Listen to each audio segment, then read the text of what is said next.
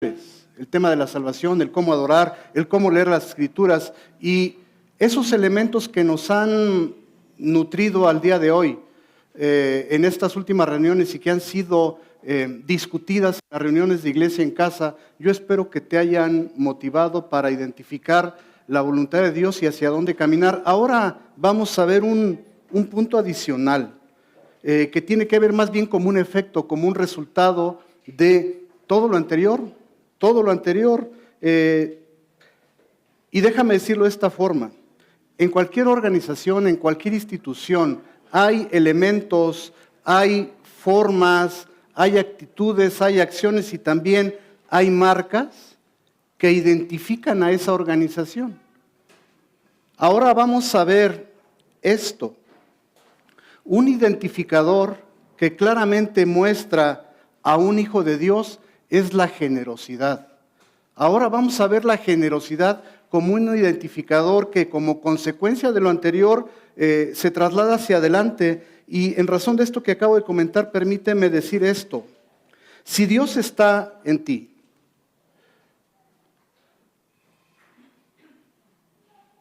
déjenme ver que active esto. Si me le quitan la maletita al sensor.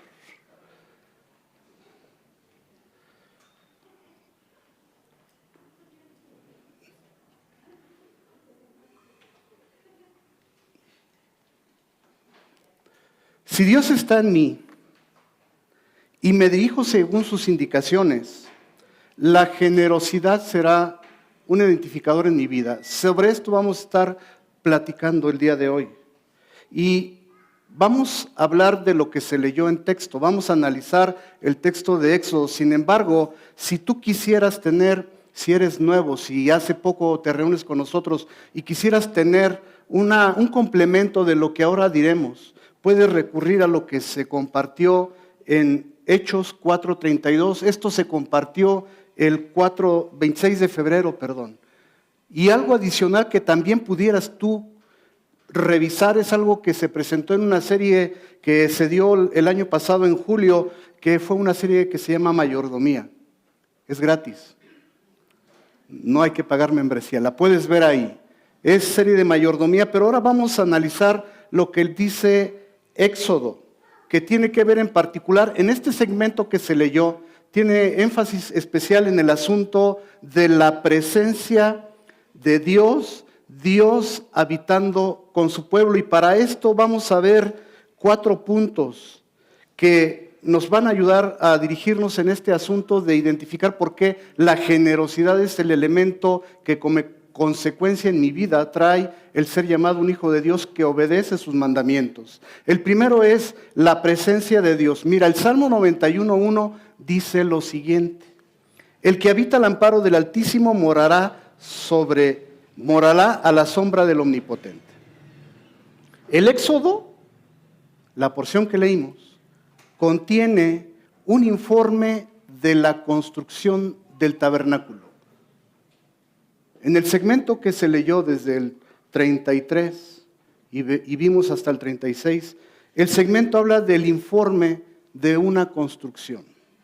Pero además subraya la importancia del hecho de que Dios habitara con el pueblo de Israel, con los israelitas. Ese es el punto de partida. Dios habitando con el pueblo de Israel. El pueblo de Israel, un pueblo pecador, un pueblo que se equivocaba, un pueblo que tenía mucho de especial y tenía mucho de especial que hacía enojar a Dios. ¿Te suena conocido? ¿Te ubicas ahí? Pero justamente este pueblo pecador muestra también en el texto la gracia que tenía Dios por ese pueblo pecador y la intención de perdonar al pecador. Y eso también nos ayuda a ver la responsabilidad de Dios en cumplir su pacto, el pacto de redención. El Éxodo también define que la función del tabernáculo era honrar al Rey de Reyes y particularmente, que es donde quiero hacer más notable, es identifica la distinción de Israel. Solo con ellos estaba la presencia de Dios. Solamente con ese pueblo. Y déjame leértelo como lo dice el mismo Moisés en el capítulo 33, versículo 16, y en la traducción viviente lo dice así. Es Moisés diciéndolo: tu presencia con nosotros es lo que nos separa a tu pueblo y a mí de todos los demás pueblos de la tierra.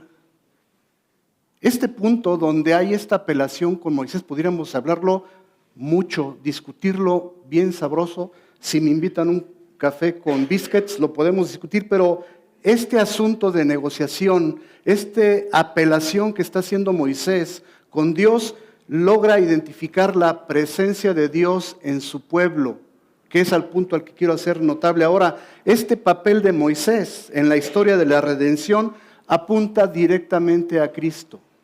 Y por esa razón se menciona que Moisés es un tipo de Cristo, es decir, una figura de Jesús anticipada a su venida misma de Jesús a la tierra.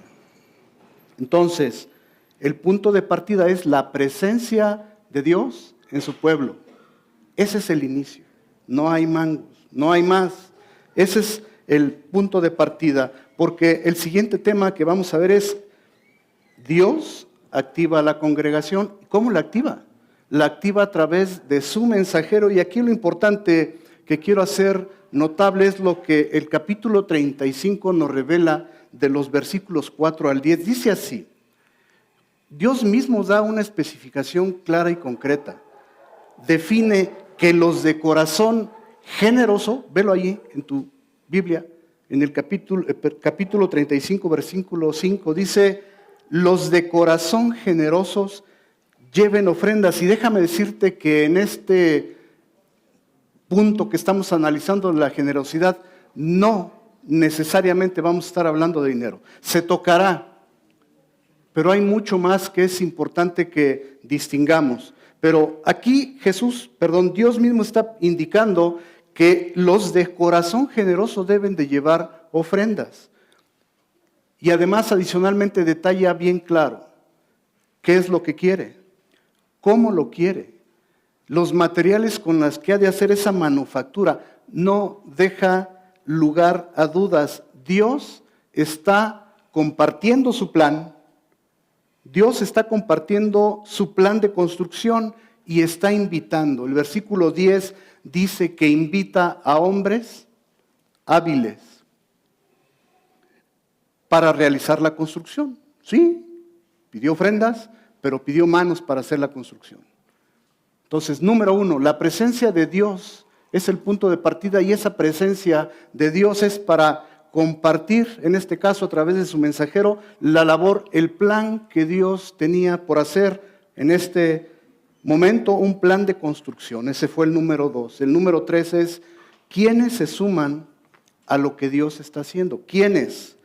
¿Quiénes son los que se suman? Adelante, después del versículo 20, podemos identificar que los que se suman a la obra de Dios son aquellos que se involucran y se comprometen a la invitación de Dios. Hoy podemos decir, fíjense cómo lo dice el 21, los impulsados y a quienes movió su espíritu. Esos son los que se involucraron y se comprometieron con la voluntad de Dios. Hoy podemos decirlo de esta forma: aquellos que tienen al Espíritu Santo morando en ellos y se comprometen a hacer lo que Él indica hacer, esos son los que participan en la voluntad de Dios.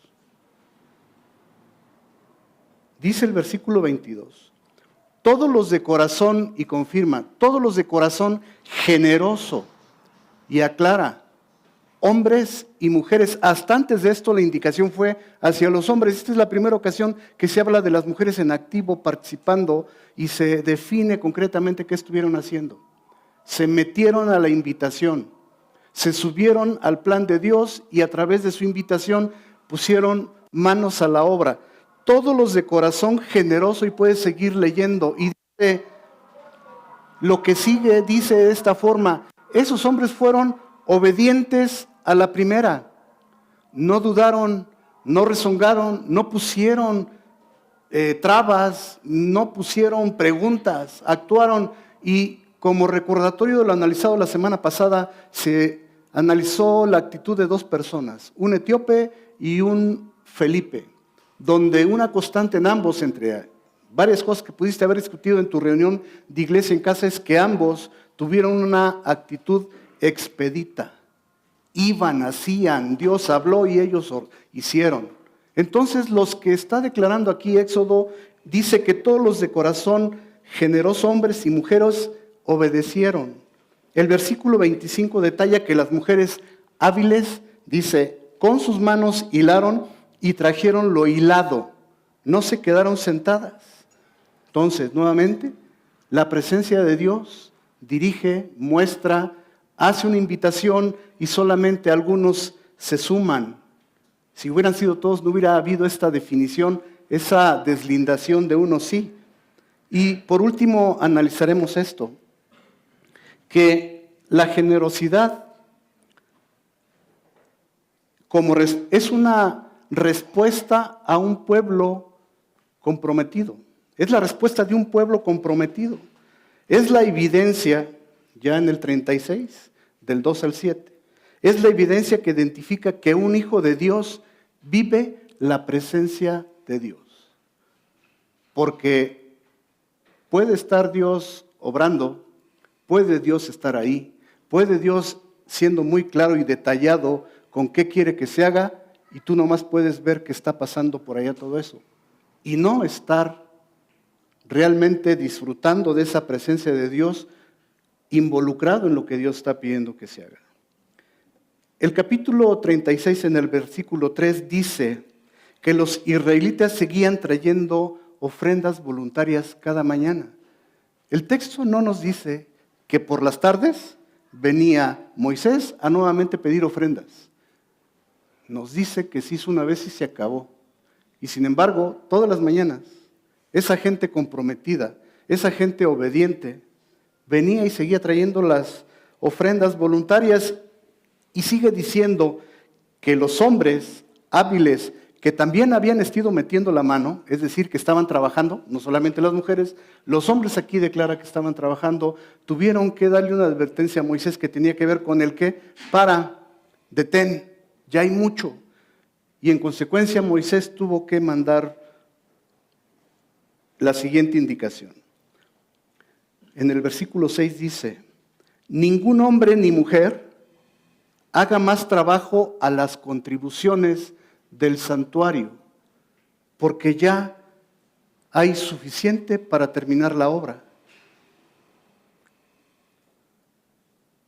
La presencia de Dios lleva a mostrar su voluntad, la presenta de manera detallada, te invita, y solamente aquellos que están comprometidos actúan en consecuencia, y esa consecuencia demuestra o tendría que evidenciar generosidad.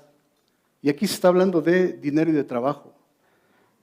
Y si por primera ocasión tú estás acá con nosotros, y si es la primera vez que escuchas esta historia, déjame decirte que Moisés intercedió por el pueblo de Israel y fue la manera en que Dios decidió habitar en ese momento y con ese pueblo de Israel. La presencia de Dios de esa forma, en el tabernáculo, y para solamente ese pueblo de Israel, terminó. Esa presencia en el pueblo de Dios terminó. Hoy en día,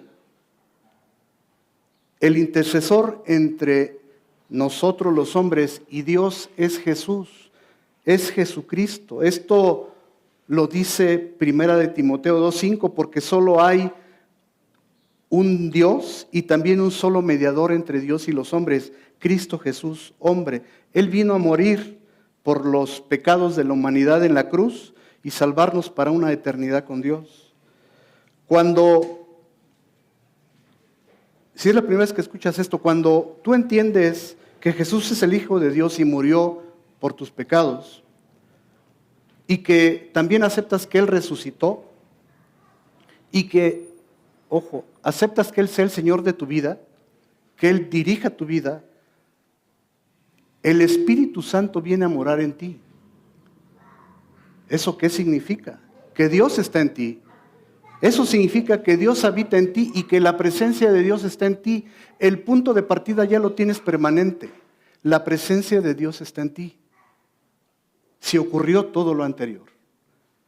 Y en consecuencia, podemos nuevamente regresar a que si Dios está en mí, si Dios habita en mí y me dirijo según sus indicaciones, hoy día decimos obedezco al Espíritu Santo, la generosidad debe ser un identificador claro de mi vida y me podrá identificar como ese segmento de los que somos seguidores de Jesús.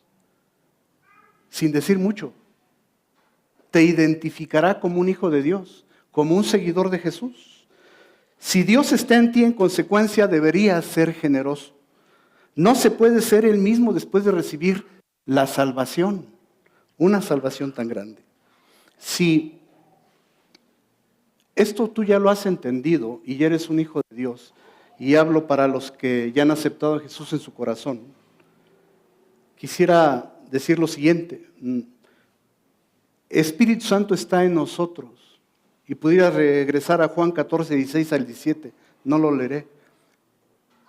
Pero si Espíritu Santo habita en ti, si la presencia de Dios está en ti, y eres obediente a la indicación del Espíritu Santo, ser generoso no debería ser un problema para ti o para mí. Ser generoso no debería ser un problema, algo que me cueste trabajo, algo que me duela. Porque esa presencia de Dios que está en mí, en la palabra de Dios Jesucristo y todo lo que incluye la palabra de Dios, dejó detalles claros de qué necesita hacer, qué quiere él hacer y dónde yo intervengo, dónde soy instrumento. Y para eso quisiera que viéramos algunas. Y como lo comenté hace un momento, no necesariamente estoy hablando de dinero. Solamente puse algunas. Evalúa tu generosidad. Atención y cuidado. Y ahí está el argumento, el fundamento bíblico. El amor, compartir el evangelio, el tiempo, provisión, aquí sí es dinero, compasión, corrección, y hay algunos otros que ya no puse, pero evalúate ahí, déjame leer algunos, solamente revisaremos uno o dos. El primero dice, atención o cuidado, Santiago 5 del 13 al 16 dice, ¿sufre alguien entre ustedes? Haga oración. Se lo está diciendo a una iglesia. ¿Sufre alguien entre ustedes? Hagan oración. ¿Alguno está alegre? Que cante alabanzas. ¿Alguien está enfermo? Que la oración restaure al enfermo. Y habla más ese pasaje. Amor. Amados, amémonos unos a otros porque el amor es de Dios y todo aquel que ama es nacido de Dios. Esto generó un buen debate hace un par de reuniones en la iglesia en casa. Déjame leer tiempo. Segunda de Timoteo 4, 9 al 16, dice Pablo concretamente esto. Procura venir a verme pronto. Procura verme pronto. Miren, hermanos, el argumento que se dice durante el arranque de la reunión, que se repite cada reunión, cada inicio, que debiéramos aprendernos de memoria, es que somos una iglesia simple, bíblica y generosa. Mira, aquí está lo simple, un argumento bíblico concreto. ¿Y quién debe de visitar al enfermo? ¿Quién debe de ir a ayudar al otro? Dice Pablo aquí, procura venir a verme pronto. El propósito, y por eso te remito a que veas 8.4, del 32 en adelante, porque habla del ejercicio y el desempeño de la iglesia primitiva. Y donde esa instrucción es dada a la iglesia, y ese es el punto de partida para que como reuniones individuales de iglesia en casa, cada uno de nosotros ejecutemos esto. No tiene que ir a visitar solamente fulano, sutano y mengano. Pueden hacer eso todos los que están ahí reunidos, debiéramos hacerlo. Y además, no debiera de costarnos trabajo. Claro, hay quienes pueden hacer una cosa y quienes deberían hacer otra. Pero por eso está ahí la evaluación. Evalúa tu generosidad. ¿Siempre estás ocupado para no ir a la iglesia en casa? Y olvídate de hecho de ir, sino de ser un instrumento usado por Dios para mostrar la generosidad de Dios, no la tuya. La generosidad es que yo no sé qué decir. El Espíritu Santo está en ti y tienes ese poder.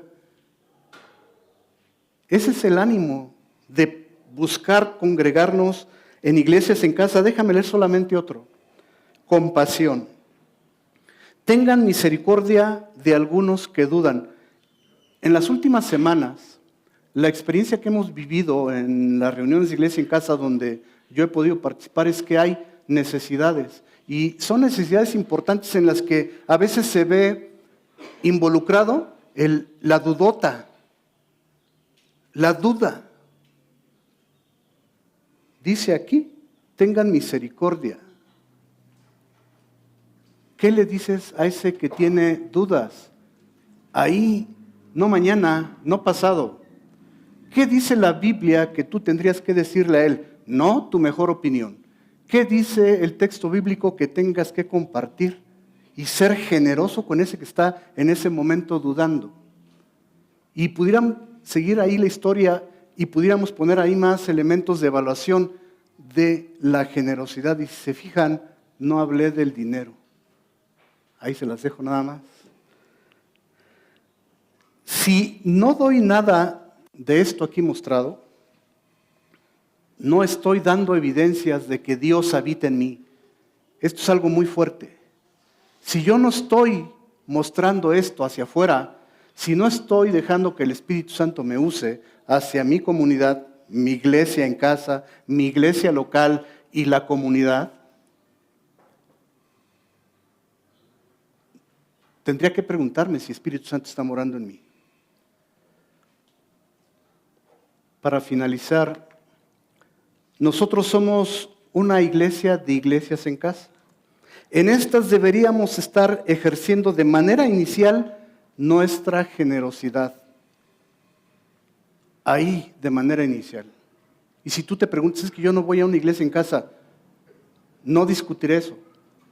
Pero hay una iglesia local, general.